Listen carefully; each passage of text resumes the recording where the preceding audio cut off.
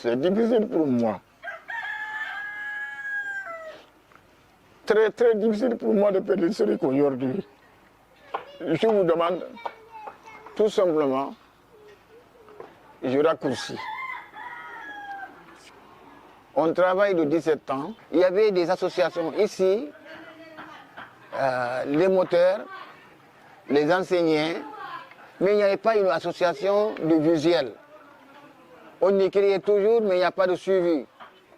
Le jour de la création de l'association, on n'en parle plus. Donc quand je suis venu ici en 1997, j'ai créé l'association. Au début, j'avais des problèmes. J'ai commencé à amener des enfants à Thiès. Mais avant d'y aller, j'ai d'abord vu le président de la Fédération nationale des handicapés, Paul Labassissé Diop, qui m'a conseillé. J'ai été à Thiès, j'ai fait le tour, je suis revenu, j'ai senti qu'aussi du manque Kakédougou, il n'y a jamais eu de non-voyants à l'Institut de Thiès. Alors, j'ai fait le tour du département. À ce moment, Kédougou était département. J'ai fait le tour en 2006. J'ai été un peu partout. Alors, j'ai pris l'engagement d'amener des gosses à Thiès.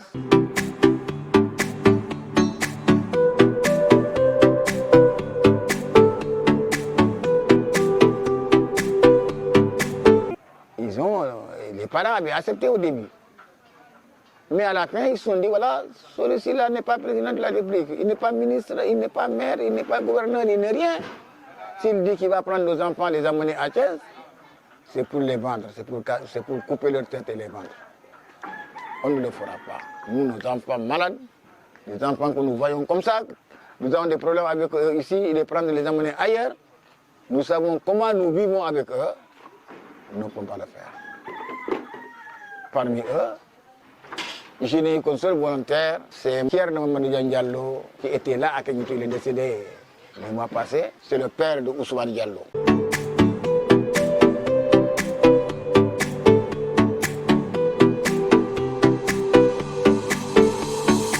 Au début, quand j'ai amené les gosses, j'étais seul.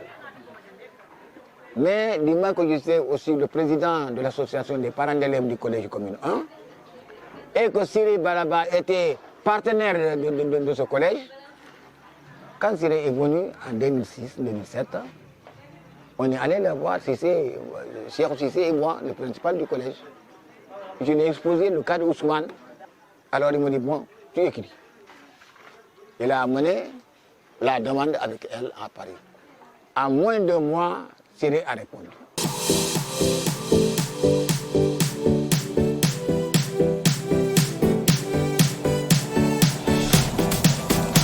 Ousmane, qui était très intelligent, avait besoin d'avoir un soutien pour poursuivre la scolarisation à Thiès. Et il se trouve que l'association n'avait pas trouvé, en tout cas, de soutien pécuniaire. Et c'est à ce moment-là qu'on a interpellé APSEC et que nous avons soutenu, nous avons commencé avec Sila à nous pencher sur vraiment l'état de la scolarisation des jeunes aveugles. Depuis lors, le bien et retour des enfants qui vont à Thiès, c'est APSEC qui s'en charge. Certains problèmes des enfants à Thiès, chez leurs tutrices, parce qu'ils ont tous, les garçons qui étaient là-bas, même les garçons qui étaient là, qui faisaient la formation, c'était des femmes qui travaillaient à l'institut même, qui étaient leurs tutrices, qui les protégeaient.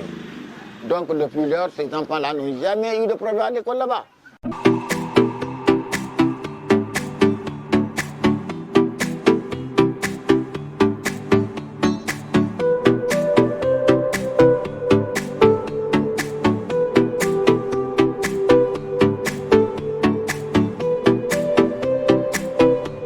Ousmane s'est rajouté Djalamba. En sachant que Ousmane vient de Kenyon-Toufoulbe.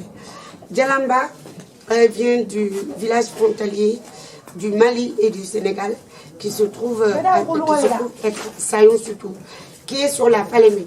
Donc j'ai été dans la maison des deux d'ailleurs. Donc de Djalamba, de chez Djalamba, en fait, on voit de l'autre côté du fleuve le Mali.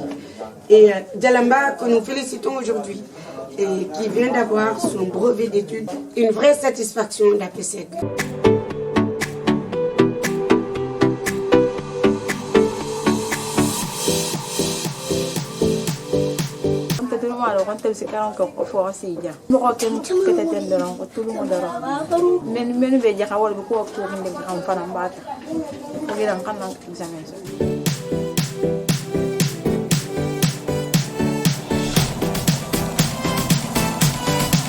Tunte la ngala ba ko papier tuma me vraiment ko tante je la tala sila on samba fuje vraiment ko wen kita je la tala mo ko me fan ko no gasha dan so mo men di mo te mo beten malon gashi si no la gashi kara mo men so ta ta kala karan kala si ni wo na ko wala diplôme so to vraiment nteme fen so no ka ke on to no le bi.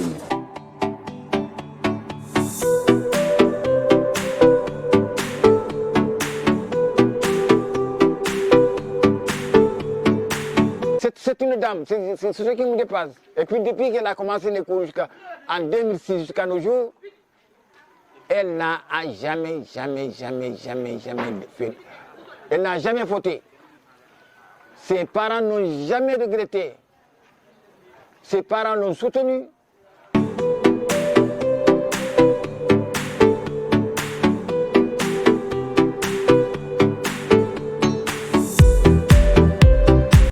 Les parents qui ne faisaient pas confiance en Sori et qui disent qu'il n'est rien pour prendre leurs enfants, de les amener où. Voilà le résultat. Il est temps qu'ils comprennent que les non-voyants ne sont pas les abandonnés. Ils savent que n'importe qui, quand il prend la décision, pour réussir sa vie.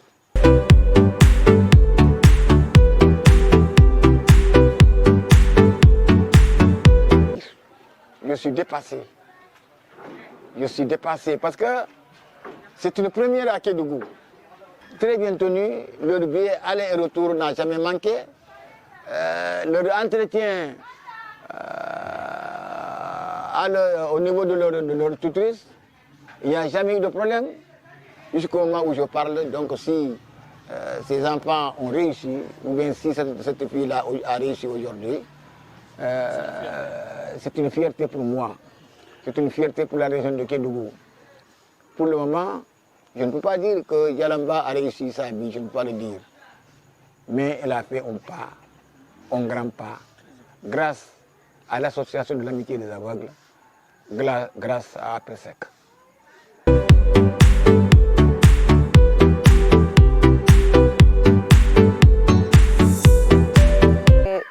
Elle est hyper gentille avec moi. Je veux que les autorités nous aident pour que nous puissions continuer nos études en France. Parce que moi, je veux devenir une historienne.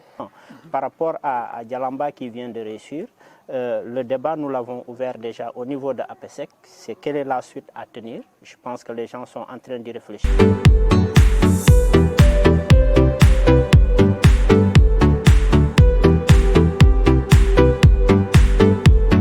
C'est un sentiment de satisfaction qui nous anime depuis que ces résultats sont tombés. Mes félicitations vont également à l'endroit de Djalamba, mais à côté de Djalamba aussi, il y a une autre fille aussi, parmi les 17 filles que l'on accompagne à travers la région de Kédougou, mademoiselle Saoulatou Keita également, qui a décroché son bac au second tour en L2 au lycée commune 1. Tous les élèves que nous parrainons, ce sont des filles à travers l'ensemble de la région de Kédougou. Quand je dis la région de Kédougou, nous avons une fille que nous parrainons qui habite Dimboli. Nous avons une fille à Dindefelo, nous avons une fille à Tchoketchan et d'autres filles qui sont dans la commune de Kédougou. Donc la promotion de l'éducation de la fille, c'est surtout ça notre combat. Maintenant,